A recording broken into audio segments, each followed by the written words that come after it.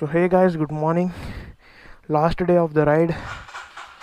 ఇంకా off to Nirmal. మళ్ళీ నేనైతే మొత్తం రైడింగ్ గేర్ అంతా వేసుకున్నా, ఎందుకంటే లగేజ్ ఎక్కువైంది కొంచెం.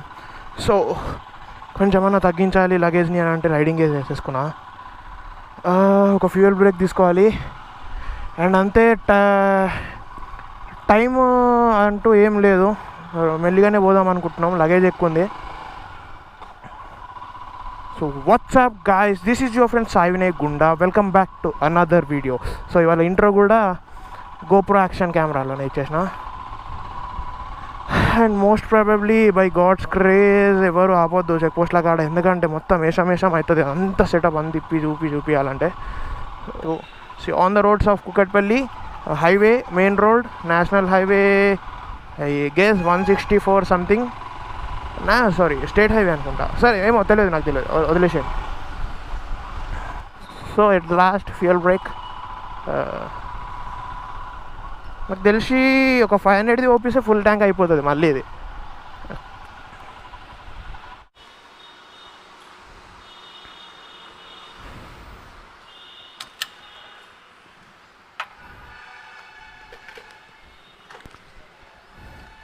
సో సిటీ దాటే వరకు మోస్ట్లీ వ్లాగింగ్ ఏం చేయను, ఇవాళ హైవే చూపిస్తా.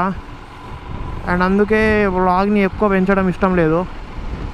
సో నేను మెయిన్ థింగ్ ఒకటి మర్చిపోయినా, ఇక్కడ మీకు కనిపిస్తుందా సర్వీస్ సింబల్ చూపిస్తుంది. ఎన్ని కిలోమీటర్స్, 484 కిలోమీటర్స్ అయింది. నాకు నిన్న 460 కిలోమీటర్ నుంచే స్టార్ట్ అయింది చూపించడం. అండ్ ఇప్పుడు ఇంకొక 200 కిలోమీటర్స్ జరుగుతుంది దాంట్లో, అంటే నియర్లీ 700 కిలోమీటర్స్కి నేను నా ఫస్ట్ సర్వీస్ చేయబోతున్నా. సో ఇప్పుడే సిటీ అవుట్స్కట్స్కి అయితే వచ్చినాం. సిటీ అవుట్స్కట్స్ అంటే అవుటర్ రింగ్ రోడ్ దాటినా అండ్ ఇంకా మేడ్చల్ చెక్ పోస్ట్లోకి ఎంటర్ అవుతున్నా. 5కి అట్లా స్టార్ట్ అవుదాం అనుకునేసరికి 6 అయింది. అది ఇప్పుడు 7:47, 8 అవుతుంది. ఇంకా ఎండ తగులుతుంది గట్టిగా. ఇక 200 కిలోమీటర్స్ ఇప్పుడు ఈ ఎండలో కొట్టాలంటే దగ్గర లగేజ్ ఉంది కాబట్టి 60, 70, 80 అట్లా మెయింటైన్ చేస్తాం కాబట్టి 8, 9, 10, 10:30, 11 కూడా కావచ్చు. చూద్దాం, అప్డేట్ అయితే ఇస్తూనే ఉంటా. So first toll plaza of the day arrived very soon, Toopran toll plaza. కానీ బైకర్స్ అడ్వాంటేజ్, మనం ఆల్రెడీ రోడ్ ట్యాక్స్ కట్టినాం కదా, అంటే అందరు కార్ రోడ్లు కూడా కడతారనుకోండి, ఇది గలీజ్ జోక్ అసలు. అదే మనం ఆల్రెడీ ఏంది అసలు, నేను ఏం మాట్లాడుతున్నా నాకు అర్థమవుతుంది అసలు. అరే వినయ్గా నీకేమైందిరా అరే. సో బైకర్స్ అడ్వాంటేజ్, మనకు టోల్ ఏమి ఉండదు. ఇట్లా చెప్తే అయిపోతుంది కదా, ఏదో షో ఎందుకు చేస్తావు? చి చి చి చి చి చి చి చి ఇజ్జత్ తీస్తున్నావు పో. నీది నువ్వు ఇజ్జత్ తీసుకుంటే ఎట్లారా? సో ఫాస్ట్ ట్యాగ్ లేకపోయినా ఫాస్ట్ ట్యాగ్ ఉన్నా లైన్స్ అయితే కంపల్సరీ అన్న పరిస్థితి చూడవచ్చు మనం.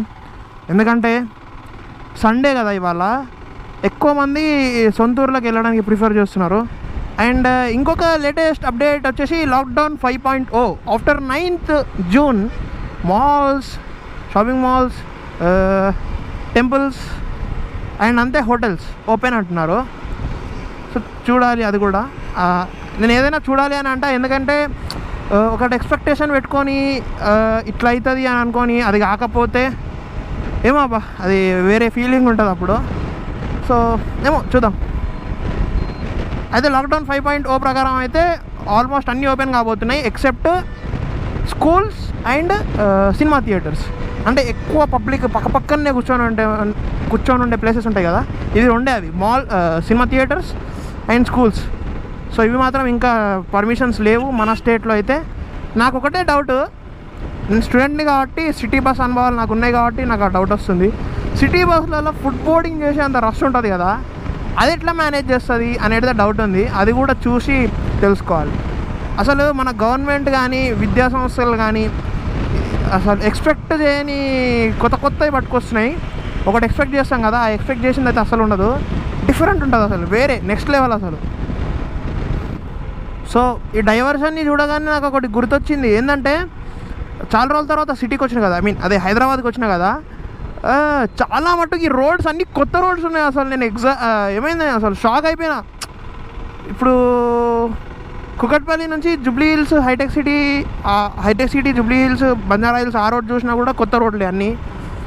ఈడ ఈడ నేను ఎక్కడికి పోయినా అబ్బా నేను నిన్న నేను కొత్త రోడ్స్ ఎక్కడ చూసినా మన కుక్కట్పల్లి మెయిన్ చౌరస్తా ఉంటుంది కదా, మన మెయిన్ రోడ్ మెట్రో రోడ్, అక్కడ కొత్త రోడ్సే మొత్తం. ఎల్బీనగర్ సైడ్ మొత్తం కొత్త రోడ్స్. ఏడ చూడు కొత్త రోడ్లు ఉన్నాయి. అసలు లాక్డౌన్ వల్ల జిహెచ్ఎంసీ వాళ్ళకైతే సెట్, అసలు మంచిగా రోడ్స్ అన్నీ పర్ఫెక్ట్ చేసేసారు. అండ్ ఇంకోటి ఇవాళ నేను జర డిఫరెంట్ మాట్లాడుతున్నాను. నాకు ఏమైంది నాకు అర్థం కావట్లే. యో బ్రో, వాట్ హ్యాపెన్? సాయివినయ్ గుండా చెప్పు. సారీ, గుండా సాయివినయ్ గుండాకి చెప్పుకోయాను అయితే. అంతేనా? అంతే. రే వీడికి చెప్పుకోరా, నీకున్నాడు రైడు, వీడికి చెప్పేసాయి. కూల్గా రైడ్ చేస్తుండు. కొత్త బండి తెచ్చుకొని 80 దాటుతలేడు. అయినా మన సేఫ్టీ మనం చూసుకోవాలి. మన సేఫ్టీతో పాటు మన బండి సేఫ్టీని కూడా చూసుకోవాలి. ఎందుకంటే to be very frank, as a biker ఒక బైక్ని ఒక లవర్ లెక్క చూసుకోవాలి. సో ఈ మాటిని అంటే చూసే వాళ్ళకి ఎట్లుంటుందో తెలియదు, కానీ ప్రతి ఒక్క బైకర్కి బైక్ని లవర్ లెక్క చూసుకోవడం అంటే ఏందో తెలుసు. So I hope you can understand.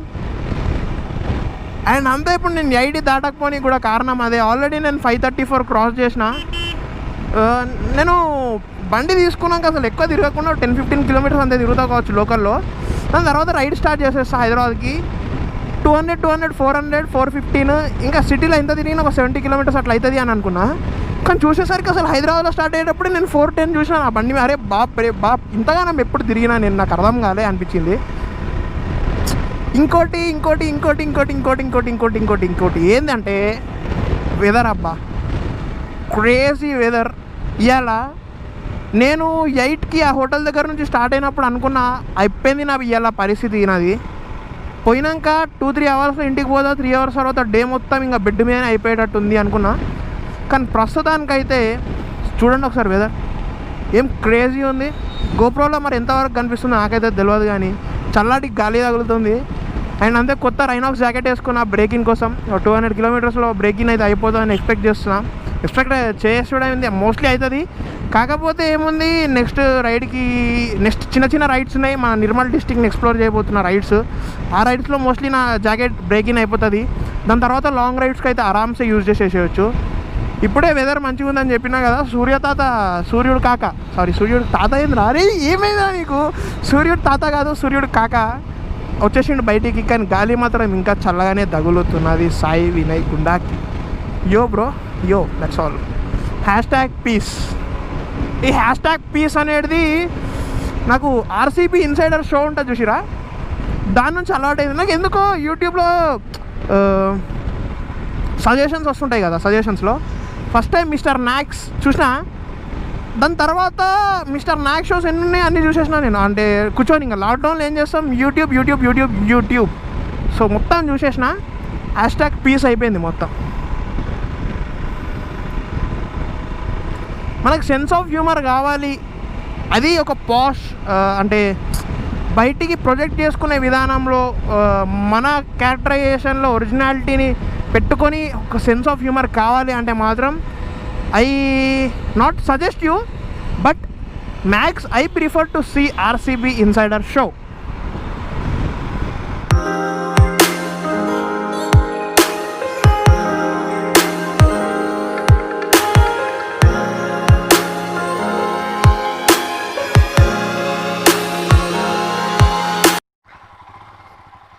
ఇప్పుడే ఒక ప్లేస్లో ఆగి ఏమంటారు ఫోటోలు దిగినాం.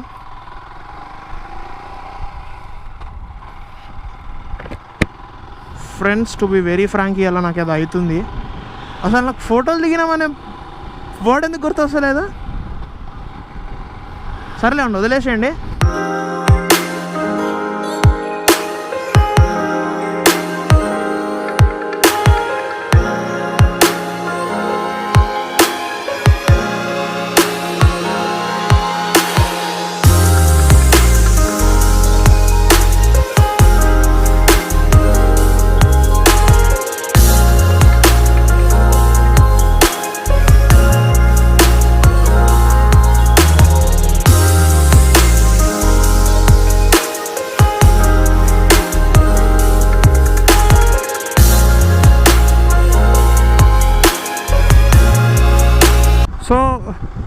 టు నిర్మల్ ఆర్మూర్కి డీరూట్ చేసినాం అన్నట్టు మేము. సో మా ఫ్రెండ్ ఒకరు యాక్చువల్లీ ఇవాళ బైక్ తీసుకున్నారు సెకండ్స్లో. సో ఇప్పుడు మా గ్రూప్లో ఆర్మూర్ టు నిర్మల్లో ఒకటి బుల్లెట్ 350, ఒకటి డ్యూక్ 200, పల్సర్ 150, హిమాలయన్ 4 బైక్స్ ఉన్నాయి. మామిడి పాపం చూడండి సామాన్ అట్లా పట్టుకున్నాడు. ఇప్పటిదాకా వెనక కూర్చొని పట్టుకున్నాడు, ఇప్పుడు ముందర పెట్టుకొని కూర్చుంటున్నాడు. సో చెప్పినా కదా ఇంకోటి బుల్లెట్ 350 అని. ఇదే బుల్లెట్ 350. ఇది వచ్చేసి క్లాసిక్, రాయల్ ఎన్ఫీల్డ్ క్లాసిక్ 350. అంటే మాకు లోకల్లో ఏంటంటే క్లాసిక్లను కూడా బుల్లెట్లను పిలిచి అలవాటు అన్నట్టు. ఓన్లీ వచ్చే దాంట్లో స్టాండర్డ్ మోడల్ ఏదైతే ఉంటుందో దాన్నే బుల్లెట్ అంటారు అఫీషియల్గా. ఇవన్నీ క్లాసిక్ 350s, క్లాసిక్ 500s దాని కిందకి వస్తాయి. ఓన్లీ స్టాండర్డ్ వర్షన్ ఏదైతే ఉంటుందో అది మాత్రమే బుల్లెట్ అని కన్సిడర్ చేస్తారు అంటే అఫీషియల్గా. నార్మల్గా బుల్లెట్ అంటే బుల్లెట్ అనుకోండి, దీన్ని కూడా బుల్లెట్ అనుకోవచ్చు ఎందుకంటే రాయల్ ఎన్ఫీల్డ్ కంపెనీ కాబట్టి. నేను కొంచెం స్లోగానే వెళ్తున్నాం అందరం, ఎందుకంటే ఒకటి చెప్పినా అది ఇంకోటి డ్యూక్ తీసుకున్నామని వాళ్ళందరూ అక్కడ ఆగినారు అన్నట్టు. సో అందుకని చెప్పి స్లోగా వాళ్ళు వచ్చేసరికి లేట్ అయ్యేటట్టుంది, కొట్టేద్దామని అన్నాడు. సో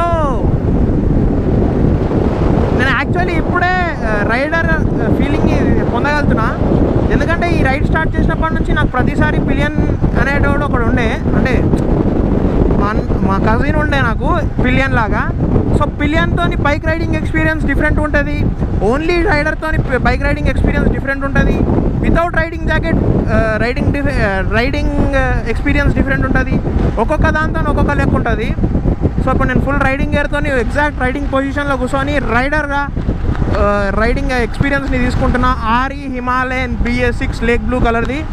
సో ఇట్స్ అమేజింగ్ అని చెప్పొచ్చు. కానీ కొన్ని ఫ్లాస్ కొన్ని నేను అబ్జర్వ్ చేసినవి ఉన్నాయి. సో అబ్జర్వ్ చేసినవి ఏంది, నాకు ఏం కొన్ని చేంజ్ అయి ఉంటే బాగుండు అనిపిస్తున్నది. ఐ మీన్ ఈ ఒక్క పర్టికులర్ పీస్తో అట్లుందా లేకపోతే అన్ని పీసెస్తో అట్లనే వచ్చినాయి, I'm not sure. But very soon ఇప్పుడు 666 కిలోమీటర్స్ అయిపోయింది. సో దాని సర్వీసింగ్ అంటే దగ్గరకు వచ్చేసింది. సో సర్వీసింగ్ వీడియోలో నేను చెప్తాను నేను ఏమైతే అబ్జర్వ్ చేసినానో. సో స్టే ట్యూన్డ్, మన ఛానల్ని సబ్స్క్రైబ్ చేసుకొని పెట్టుకోండి. ఆల్ బైకింగ్కి సంబంధించిన కంటెంట్ అయితే ఉంటుంది, మోటో వ్లాగింగ్ కంటెంట్ అయితే ఉంటుంది. ఎస్పెషల్లీ ఇప్పట్లో ఆర్ఈ హిమాలయన్ పైన వీడియోస్ అయితే వస్తాయి. If you want to know about R E Himalayan and నేను నా బైక్ పైన చేపియబోయే మోడిఫికేషన్స్ కానీ కస్టమైజేషన్స్ కానీ మీకు తెలుసుకోవాలనుకుంటే ఖచ్చితంగా నా ఛానల్ని సబ్స్క్రైబ్ చేయండి. పక్కనున్న గంట సింబల్ని గుద్దేసేయాలి. సో ఇప్పుడు ముందలా కనిపిస్తుంది కదా, ఇదంతా పోచంపాడు అన్నట్టు. సో శ్రీరామ్ సాగర్ ప్రాజెక్ట్ అని మీరు అందరు వినే ఉంటారు చాలాసార్లు. సో అదే ఇక్కడ ప్రాజెక్ట్, పోచంపాడు అనే ఊర్లోనే శ్రీరామ్ సాగర్ ప్రాజెక్ట్ ఉంటుంది. పెద్ద డ్యామ్, మన తెలంగాణలోకి వాటర్ మెయిన్ ఎంటర్ అయ్యేది ఈ డ్యామ్ నుంచే. సో స్టార్టింగ్ అన్నట్టు గోదావరి నది, ఇది ఏదైతే ప్రవహిస్తుందో అది గోదావరి నది. I guess it is correct నేను చెప్పేది. ఏమో చిన్నప్పటి నుంచి ఈయన తిరుగుతున్నా, కరెక్టే యార్ గోదావరి నది అనుకుంటా, ఏమో వదిలేసండి. సో ఇప్పుడు ఈ ముందర వచ్చిన బ్రిడ్జ్ ఉంది కదా, ఈ బ్రిడ్జ్ వచ్చేసి 2 డిస్ట్రిక్ట్స్ అన్నట్టు, నిర్మల్ది హాఫ్, నిజామాబాద్ది హాఫ్. కానీ నాకు తెలిసి శ్రీరామ్ సాగర్ ప్రాజెక్ట్ నిజామాబాద్ డిస్ట్రిక్ట్లో ఉంది, కానీ ఈ బ్రిడ్జ్ మాత్రం నిర్మల్ డిస్ట్రిక్ట్ హాఫ్, నిజామాబాద్ డిస్ట్రిక్ట్ది హాఫ్. నిజామాబాద్ది 60%, నిర్మల్ది 40%. సో 2 డిస్ట్రిక్ట్లకు చెందుతుంది, అంటే మాది కూడా మా డిస్ట్రిక్ట్ వాళ్ళది కూడా. So biking brothers means this, 4-5 బండ్లు ఇట్లా కలిసి పోతుంటే క్రేజీ ఉంటుంది. సో ఇది వచ్చేసి మా లాస్ట్ టోల్ ప్లాజా. ఇవాళ రైడ్లో ఇది లాస్ట్ టోల్ ప్లాజా అండ్ అంతే. ఇది గుజరాల్ టోల్ ప్లాజా చెప్పినా కదా, అంటే నిర్మల్ నుంచి వచ్చేటప్పుడు ఫస్ట్ది, హైదరాబాద్ నుంచి వచ్చేటప్పుడు లాస్ట్ది నిర్మల్కి. అండ్ ఇంకా దీని గురించి చెప్పాలంటే అంతే. యాక్చువల్లీ ఈ హైవే వచ్చేసి Hyderabad to Nagpur highway, national highway 44. ఇది వచ్చేసి జమ్మూ కాశ్మీర్లో స్టార్ట్ అయ్యి కింద కన్యాకుమారిలో ఎండ్ అవుతుంది. అయితే ఈ హైవేతో నాకున్న అనుబంధం డిఫరెంట్ అసలు. నేను కార్ స్టార్టింగ్ స్టేజెస్లో ఈ హైవే పైన నేను నేర్చుకున్నా, అంటే నేను మోటార్ డ్రైవింగ్ స్కూల్లో నేను నేర్చుకున్నాను అనుకోండి కారు. ఈ హైవే పైన నేను నేర్చుకున్నా. నేను లాంగ్ డ్రైవ్ కార్లో కొట్టేసిన అంటే అది కూడా ఈ హైవే పైననే. అసలు ఎన్నిసార్లు ఇంకా హైదరాబాద్ కానీ ఇంకా ఈ రోడే అనుకోండి, అర్థం చేసుకోండి ఎన్నిసార్లు తిరుగుతాను. కంపల్సరీ నెలకో 2 నెలలకు ఒకసారి హైవే పైన కొట్టుడే bike or car whatever it is ride అయితే చేద్దాం. అయితే నా అప్కమింగ్ రైడ్, నా ఫ్యూచర్ రైడ్ ప్లాన్స్లో ఒక రైడ్ ఉంది. ఆ రైడ్కి ఇది ఇంటర్నల్లీ చాలా కనెక్టెడ్ అండ్ ఆల్సో ఎక్స్టర్నల్లీ చాలా కనెక్టెడ్. ఏదైతే హైవే ఉందో నేషనల్ హైవే 44, చాలామందికి తెలుస్తుంది అర్థమవుతుంది అనుకుంటున్నా. నేషనల్ హైవే 44 అని ఇంత స్టేట్ చెప్తుంటే, సో ఇంతకుముందు కూడా నేను ఆల్రెడీ రివీల్ చేసిన K2K రైడ్ అనేది నేను నేషనల్ హైవే 44 ప్రకారం డిజైన్ చేస్తున్నా, నేషనల్ హైవే 44 ప్రకారం ప్లాన్ చేసుకుంటున్నా. సో మెయిన్ సిటీస్ తీసుకొని మెయిన్ పాయింట్స్ తీసుకొని బ్రేక్స్ ఇచ్చుకోవడం కానీ చేసుకోవడం కానీ చేస్తున్నా. అయితే ఇప్పుడు నేషనల్ హైవే 44తో చాలా కనెక్షన్ అనేది పెరిగిపోయింది కూడా. So at the end of the day more than 4 hours తర్వాత 200 kilometers కవర్ చేయడం జరిగింది. నిర్మల్కి చేరిపోయినాం. ఇంకొక 4-5 kilometers నిర్మల్.